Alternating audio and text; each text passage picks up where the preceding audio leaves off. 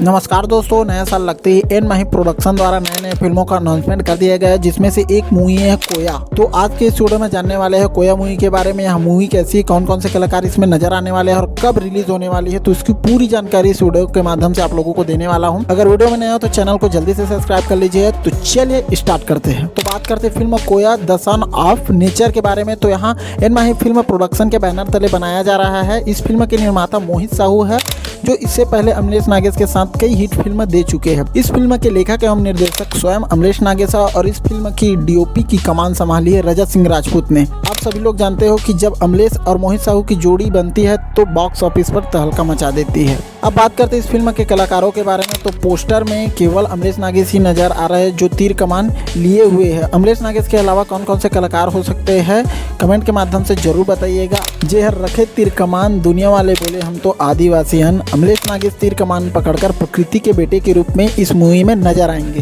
Poster से अंदाजा लगाया जा सकता है कि इस फिल्म की कहानी जंगल के इर्द गिर्द घूमने वाली है और जंगल को बचाने के लिए अमलेश नागेश यानी प्रकृति का बेटा अपनी जान की बाजी लगाकर जंगल को बचाने वाला है, ऐसा लग रहा है। तो पोस्टर आप सभी लोग देख चुके होंगे, कैसा लग रहा है जरूर बताइएगा। अब बात करते हैं इस फिल्म के रिलीज डेट के बारे में। तो यहाँ फिल्म कब रिलीज होने वाली है। यहाँ फिल्म छत्तीसगढ़ के सभी सिनेमा घर में मई 2026 में रिलीज होने वाली है। तो कौन कौन इस मूवी को सिनेमा घर में देखने के लिए जाओगे, कमेंट के माध्यम से जरूर बताइएगा। उम्मीद करता हूँ जैसे आप लोगों ने अमलेश नागेश की पिछले फिल्मों को प्यार दिया था, उसी प्रकार इस फिल्म को भी प्यार दोगे। अगर वीडियो आप लोगों को अच्छा लगा होगा तो दोस्तों के साथ शेयर करना बिल्कुल मत भूलिएगा। मिलते हैं ऐसे कुछ नए वीडियो के साथ, तब तक के लिए अपना ख्याल रखिए। जय हिंद, जय भारत, जय छत्तीसगढ़।